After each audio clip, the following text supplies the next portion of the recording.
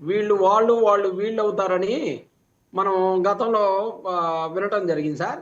Chandrababu Naidu గారితోటి SAIL అయిన తర్వాత పవన్ కళ్యాణ్ గారు ఇచ్చిన హామీలను మర్చిపోవటం, లేకపోతే కుటుంబ పార్టీ కాదని చెప్పేసి కుటుంబానికి అవకాశాలు ఇవ్వటం, వీటన్నిటిని కూడా జనసేన సమర్థించుకునేటటువంటి పరిస్థితుల్లో మాట్లాడుతూ ఉంటే ఏదో నాగబాబు గారికి ఇది వర్తించదు అని చెప్పేసి అండర్లైన్ పెడతా ఉన్నారు. చంద్రబాబు నాయుడు గారు వర్తించదంటే అదొక అర్థం. పవన్ కళ్యాణ్ గారి సొంత రక్తం మంచుకొని పుట్టినటువంటి అన్నగారు ఆయన. ఆయన కుటుంబ సభ్యుడు కాకుండా పోతాడా? కుటుంబ పార్టీ కాకుండా పోతుందా జనసేన? ఒక ఆటో వాడికి నేను సీట్ ఇస్తాను కానీ కుటుంబ పార్టీ చేయనని చెప్పేసి పవన్ కళ్యాణ్ గారు చెప్పారు. ఇప్పుడు వీళ్ళు అన్నారు కదా, జనసేన వాళ్ళు చాలా సంబరపడతా ఉన్నాం ఆయన కష్టపడ్డన్నందుకు, ఆయనకి ఇచ్చినందుకని. ఒక ఆటో వాడికి ఇస్తే ఒక్క జనసేన కాదు, రాష్ట్రంలో అందరూ కూడా సంతోషపడతారు. వైఎస్ఆర్ కాంగ్రెస్ పార్టీ అదే చేసింది. ఒక లారీ డ్రైవర్కి ఎమ్మెల్యే సీట్ ఇచ్చామండి. ఒక లారీ డ్రైవర్కి ఎమ్మెల్యే సీట్ ఇచ్చాం. అది జగన్మోహన్ రెడ్డి గొప్పతనం. జగన్మోహన్ రెడ్డి గారు కుటుంబ పాలన లేకపోతే మేము చేయమని చెప్పి చెప్పలేదు కదా. ఇవాళ పవన్ కళ్యాణ్ గారు అన్న మాట తప్పినందుకు ఖచ్చితంగా ఆ మాట వెనక్కి తీసుకుంటున్నాం. మా అన్నకి ఇచ్చుకుంటే ఎందుకు, మా పెద్ద అన్నకి ఇచ్చుకుంటే ఎందుకు, మా తమ్ముడికి ఇచ్చుకుంటే ఎందుకు, ఎవరికి ఇచ్చుకుంటే అందుకని చెప్పేసి మాట్లాడొచ్చు. అది దాని గురించి మాట్లాడటం కోసం ఇందాక చెప్పాను సార్. అలాగే ఫీజు రీఎంబర్స్మెంట్ ఎగ్గొట్టి ప్రజలకి విద్యార్థులకి ఇచ్చినటువంటి హామీలని నెరవేర్చకుండా, అలాగే యువతకి ఇచ్చినటువంటి హామీలన్నిటిని కూడా తొంగలో తొక్కేసి యువతకి 3,000 రూపాయలు నిరుద్యోగ భృతి ఇస్తామని అది ఆపేసి అది ఇవ్వకుండా, అలాగే విద్యార్థులకి ఫీజు రీఎంబర్స్మెంట్ ఇవ్వకపోవటం వల్ల పిల్లలకి ఎగ్జామ్స్కి రానియమని చెప్పేసి యాజమాన్యాలు చెప్తా ఉన్నాయి.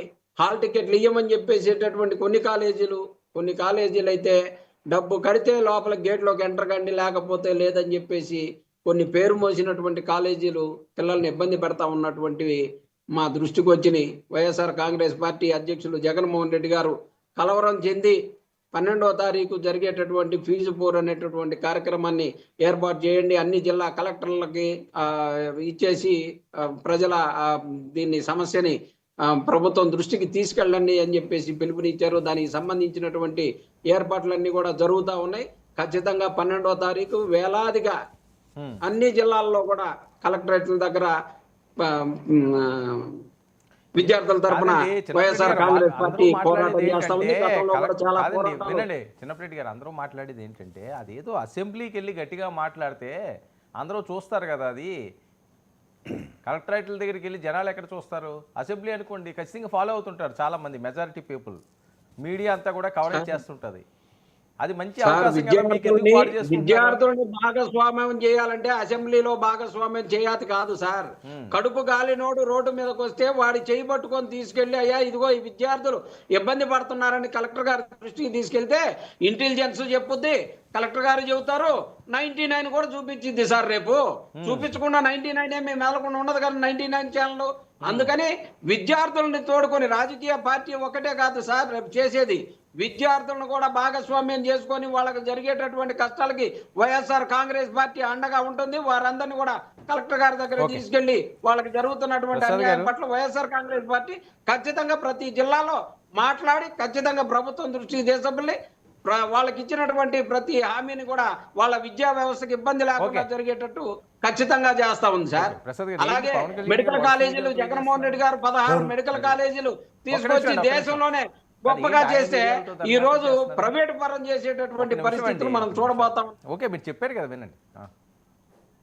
ఇప్పుడు ఆయన గతంలో మాడిన దానికి ఇప్పటికీ వైవిధ్యభరితంగా ఉన్నప్పుడు ఖచ్చితంగా మాట్లాడతాం. ఇదే తెలుగుదేశం ప్యానల్ ఉండేది, ఇదే వ్యక్తులు ఉండేది. ఒక్క ఆనంద్ సాగర్ గారు ఒకలే గట్టిగా మాడేవారు, లేకపోతే అందరూ వాళ్ళు తిట్లు తినడానికి వచ్చేవారు వెళ్తూ. అవన్నీ మనం ఈడీ వేదికలో ఎన్నోసార్లు విన్నాం కూడా. ఇప్పుడు ఇవాళ అందరూ ఒకటైపోయి మేము అందరూ అసలు మాకేంటి తెలియదు, చేతులు కాళ్ళు కడుక్కొని ప్రబ్బానంగా వచ్చాం పోపానం తినడానికి అన్నట్టుగా మాట్లాడుతుంటే చాలా హాస్యాస్పదంగానూ ఆశ్చర్యకరంగానూ ఉంది. ఓకే, మీ పొత్తు విషయంలో అది మీ ఇష్టం, నేను కాదంటలే. కానీ ఒక ప్రాంతీయ పార్టీ ఎజెండా అనేది డిఫరెంట్గా ఆ మానవుడు రామారావు గారు పెట్టినప్పుడు చూసాం ఒకసారి. ఎందుకంటే